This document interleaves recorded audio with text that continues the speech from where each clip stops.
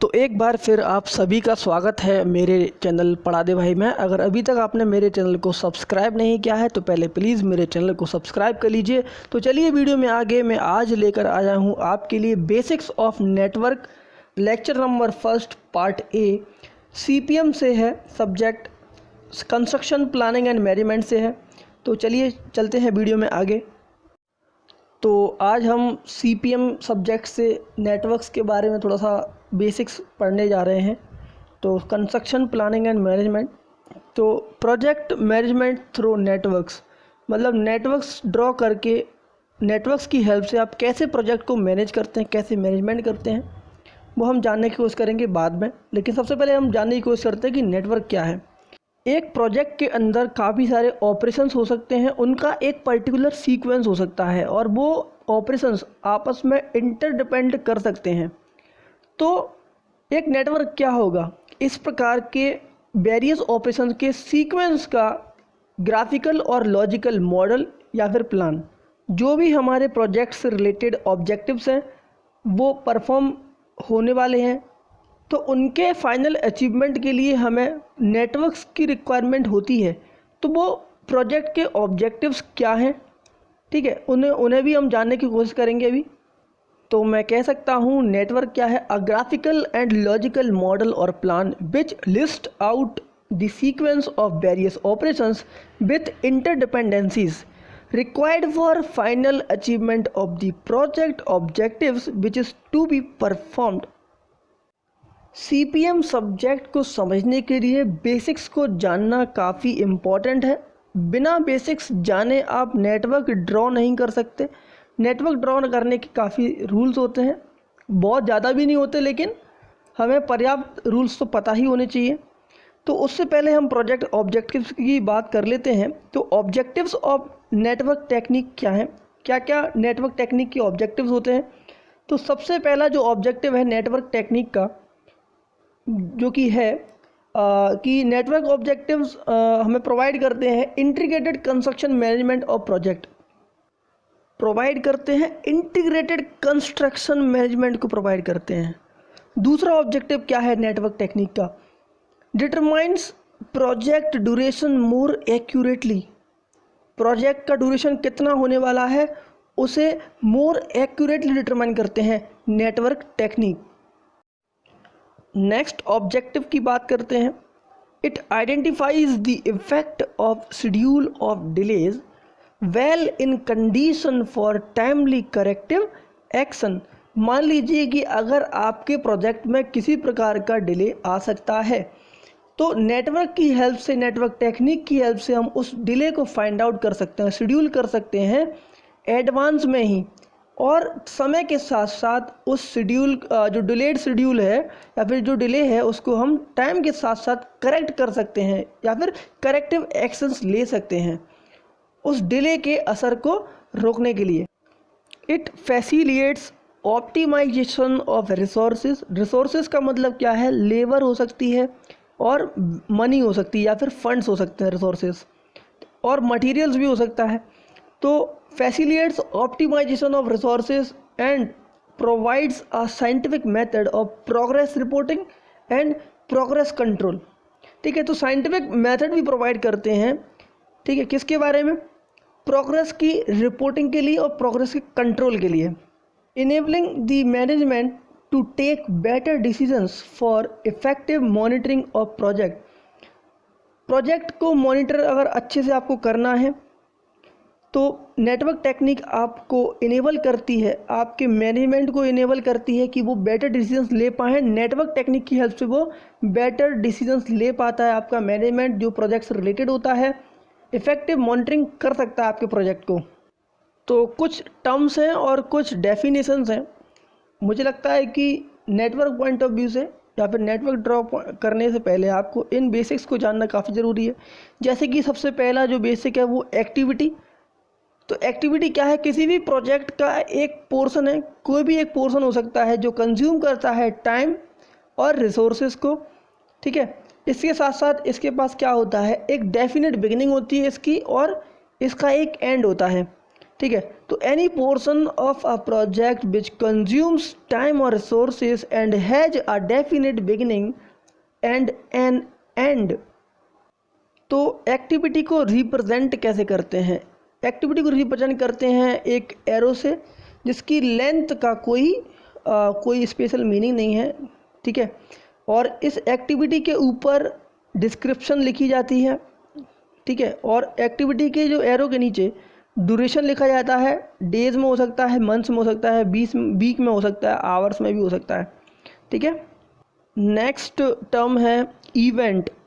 Event क्या होता है?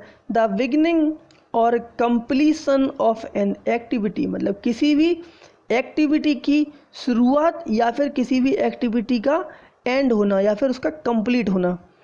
तो ये इंडिकेट करता है एक पर्टिकुलर इंस्टेंट ऑफ टाइम को भी ये इंडिकेट करता है।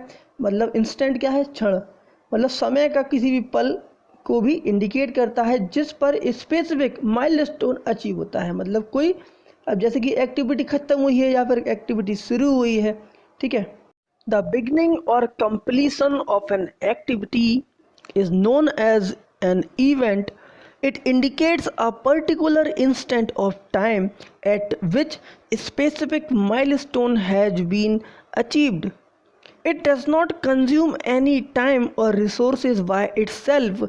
एक इवेंट खुद से कोई भी टाइम और रिसोर्सेज को कंज्यूम नहीं करता है। अगर इसके ग्राफिकल रिप्रेजेंटेशन की बात करूँ तो ये इवेंट कहाँ आएगा? अब या एक्टिविटी के या तो आगे आएगा या फिर पीछे आने वाला है, ठीक है। तो इसका ग्राफिकल रिप्रेजेंटेशन सिंपल है, एक सर्कल है जिसमें एक नोड हो सकती है, ठीक है। तो अभी हम नेक्स्ट टर्म की बात करते हैं जिसका नाम है नेटवर्क लॉजिक। तो नेटवर्क लॉजिक से क्या संबंध है? मतलब नेटवर्क लॉजिक से मैं क्या कहना चाहता हूँ या फिर ये बेसिक्स क्या कहना चाहते हैं नेटवर्क लॉजिक से? तो नेटवर्क लॉजिक क्या करता है? डिनोट करता है technical dependencies among the activities. मतलब एक्टिविटीज़ के बीच में जो टेक्निकल डिपेंडेंसी हो सकती हैं उसको डिनोट करता है नेटवर्क का लॉजिक, ठीक है। तो एक अच्छा जो नेटवर्क लॉजिक होगा वो रिफ्लेक्ट करेगा कॉस्ट इफेक्टिवनेस, किसी भी प्रोजेक्ट की कॉस्ट इफेक्टिवनेस को रिफ्लेक्ट करेगा किसी लॉन्ग रन में। तो मैं कह सकता हूँ नेटवर्क लॉजिक क्या है? It denotes the technical dependencies among the activities and a good network logic reflects the cost effectiveness of the project in the long run. तो एक अच्छा नेटवर्क लॉजिक क्या रिफ्लेक्ट करेगा? कॉस्ट इफेक्टिवनेस को reflect करेगा। तो नेटवर्क लॉजिक को हम एक एग्जांपल की हेल्प से समझते हैं। तो नंबर 1 एक इवेंट है, फिर एक एक्टिविटी है, फिर नंबर 2 एक इवेंट है, फिर एक्टिविटी है एक और। तो ए और बी 2 एक्टिविटी हो गई और 1 2 3 क्या हो गए? मेरे 3 इवेंट हो गए। तो ये है एक नेटवर्क लॉजिक जो क्या बता रहा है कि A must be completed before B can be started. इसका मतलब है कि ए जब कंप्लीट हो जाना मतलब ए को कंप्लीट हो जाना चाहिए बी के स्टार्ट होने से पहले। अभी हम बात करते हैं डमी की या फिर डमी एक्टिविटी की बात करते हैं। तो डमी क्या होती है? और dummy is similar to an activity. तो डमी भी एक एक्टिविटी के जैसी ही होती है। वहाँ पर एक्टिविटी क्या करती थी? कंज्यूम करती थी रिसोर्सेज को और टाइम को कंज्यूम करती थी। तो एक्टिविटी जो डमी एक्टिविटी है या फिर डमी जो है एक्टिविटी के सिमिलर तो है, लेकिन ये does not consume any resource, मतलब किसी प्रकार का रिसोर्स कंज्यूम नहीं करती है, ठीक है। It is merely a method by which interdependencies of activity or event can be clearly shown. और ज़्यादा कहूँ तो ये एक मेथड जिससे एक्टिविटीज़ की जो इंटरडिपेंडेंसीज़ हैं या फिर इवेंट्स की जो इंटरडिपेंडेंसीज़ हैं उनको हम क्लियरली शो कर सकते हैं। मतलब जो आपस में जो मेल जोल खा रही हैं, मतलब एक दूसरे पर जो निर्भर कर रही हैं, एक्टिविटी हो या इवेंट हो, एक दूसरे पर जो निर्भर कर रही हैं ना, तो उसका एक मेथड हो सकता है। उस मेथड से हम उसको क्लियरली शो कर सकते हैं ये कहाँ पर एक्टिविटी डिपेंड कर रही है, कहाँ पर इवेंट ड्रॉ कर रहे हैं। तो डमी को रिप्रेजेंट कैसे करेंगे? एक डैश्ड एरो से रिप्रेजेंट करेंगे हम डमी को। तो आगे बढ़ते हैं। हमारी नेक्स्ट टर्म है टाइप्स ऑफ इवेंट। तो इवेंट्स के टाइप्स की बात करेंगे। तो सबसे पहला जो इवेंट है वो है टेल इवेंट्स। दूसरा जो इवेंट है वो है हेड इवेंट, ठीक है। अभी जो तीसरा जो इवेंट है वो है डुअल रोल इवेंट्स। अभी आगे बढ़ने से पहले मैं टेल इवेंट को बता देता हूँ कि टेल इवेंट क्या करते हैं, मार्क करते हैं बिगिनिंग ऑफ एन एक्टिविटी, मतलब किसी भी एक्टिविटी की शुरुआत को मार्क करते हैं। हेड इवेंट क्या होता है, marks completion of an activity, मतलब किसी भी एक्टिविटी का कंप्लीट होने का बताती है कि मतलब एक एक्टिविटी कंप्लीट हो चुकी है। ठीक है। डुअल रोल इवेंट क्या होते हैं, डुअल रोल इवेंट क्या होते हैं, मतलब जो दो रोल निभाते हैं, जैसे कि act as event for some activity and act as head event for some other activity और एक्टिविटीज़।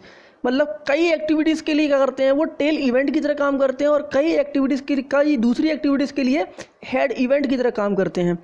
ठीक है। तो अभी मैं एक एक करके सभी को एक्सप्लेन कर दूंगा, तीनों को एक डायग्राम की हेल्प से, जिससे कि आपको और अच्छे से समझ में आ जाएगा। तो मैं जल्दी से एक नेटवर्क ड्रॉ कर लेता हूँ।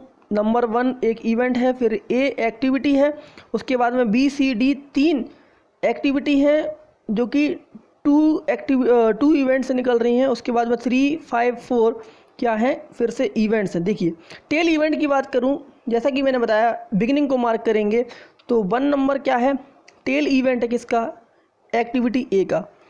तो 1 इवेंट जो है is the tail event of activity A. Activity A का जो टेल इवेंट होगा, मतलब एक्टिविटी की जो शुरुआत है वो क्या है, इवेंट नंबर 1। इसी प्रकार से अगर मैं बात करूं हेड इवेंट की, तो एक्टिविटी ए, एक्टिविटी जहां कंप्लीट हो रही है वहां पर इवेंट कौन सा है, इवेंट नंबर 2 है। तो हेड इवेंट क्या होगा, 2 होगा, किसका, एक्टिविटी ए का। अब मैं बात करूं डुअल रोल इवेंट की बात करूं, डुअल रोल इवेंट्स में देखिए इवेंट नंबर जो 2 होगा वो क्या होगा, डुअल रोल इवेंट होगा। ठीक है। तो जो बी सी डी जो एक्टिविटीज़ होंगी, ठीक है, तो इस 2 नंबर की इवेंट से वो स्टार्ट हो रही हैं। 2 नंबर के इवेंट से वो activities B C D start हो रही हैं। तो मैं कह सकता हूँ कि जो 2 इवेंट है वो हेड इवेंट की तरह काम कर रहा है, सॉरी हेड टेल इवेंट की तरह काम कर रहा है, और एक्टिविटी ए के लिए वो हेड इवेंट की तरह काम कर रहा है। तो इवेंट का नेक्स्ट टाइप है बस्ट एंड मर्ज इवेंट। ये टाइप भी बहुत सिंपल है और हमने जो पिछला नेटवर्क ड्रॉ किया है उसमें भी एक बस्ट इवेंट था। तो मैं एग्जांपल की हेल्प से मैं आपको समझाने की कोशिश करता हूँ। मान लीजिए नंबर 1 एक इवेंट है, तो 2, 3 और 4 भी क्या है, इवेंट्स हैं। तो ये क्या है, एक बस्ट इवेंट है। अब मैं इसे बस्ट इवेंट क्यों कह रहा हूँ, क्योंकि नंबर ऑफ एक्टिविटीज़ डाइवर्ज हो रही हैं कहाँ से, बस्ट इवेंट नंबर 1। आप देख रहे होंगे ए लिखा होगा मैंने, लेकिन वहाँ पर 1 लिखना चाहिए तो ज़्यादा बेहतर होगा। तो number of activities diverging from the event number 1 या फिर ए, तो वो क्या होगा, बस्ट इवेंट है। मतलब जो इवेंट नंबर ए है या फिर इवेंट नंबर 1 है वो क्या होगा, बस्ट इवेंट है। अभी देखिए से नेक्स्ट आप इमेज देख रहे हैं जो कि मर्ज इवेंट की बात कर रहे हैं। ठीक है। तो इसमें क्या हो रहा है कि number of activities converging to merge event 8। तो 8 नंबर का जो इवेंट है वहाँ पर 5 नंबर, 6 नंबर और 7 नंबर्स जो इवेंट्स हैं या फिर जो एक्टिविटीज़ जो निकल के आ रही हैं वहाँ पर मर्ज हो रही हैं। Number of activities converging to event number 8। तो सिंपली कहूँगा कि बस्ट इवेंट कौन से इवेंट होते हैं, यहाँ से काफ़ी सारी जो एक्टिविटीज़ हैं वो डाइवर्ज करती हैं, वहाँ से निकलती हैं। और मर्ज इवेंट में क्या होता है, उस इवेंट पर कई सारी एक्टिविटीज़ कन्वर्ज होती हैं। तो अभी मैं बात करता हूँ inter relationship of events. Events के आपस में संबंध क्या हो सकते हैं। सबसे पहला सक्सेसर इवेंट, फिर दूसरा है प्रेडेसर इवेंट्स। तो इन दोनों को मैं आपको एक्सप्लेन करूँगा एक डायग्राम की हेल्प से, सक्सेसर इवेंट को और प्रेडेसर इवेंट को। ठीक है। देखिए सक्सेसर इवेंट और प्रेडेसर इवेंट को मैं किसी भी एक्टिविटी के स्टार्ट होने पर और एंड होने पर डिसाइड करूँगा, उसके बेसिस पर ही डिफाइन करूँगा। देखिए 1 और 2 नंबर की इवेंट है और फॉलोड बाय एक्टिविटी ए। तो बी नंबर का जो इवेंट है वो क्या होगा, सक्सेसर इवेंट होगा क्योंकि एक्टिविटी कंप्लीट हो चुकी है। और जो 1 नंबर का जो इवेंट होगा वो प्रेडेसर इवेंट होगा क्योंकि एक्टिविटी यहाँ से स्टार्ट हो रही है और बिगिनिंग को मार्क कर रहा है। ठीक है। तो प्रेडेसर और सक्सेसर आपको पता ही होगा। अभी देखिए इंटर रिलेशनशिप ऑफ एक्टिविटीज़, जैसे कि अब मैंने इवेंट्स के इंटर रिलेशन की बात करी, आपस में संबंध की बात करी, वैसे ही मैं एक्टिविटीज़ के इंटर रिलेशंस की बात करूँगा।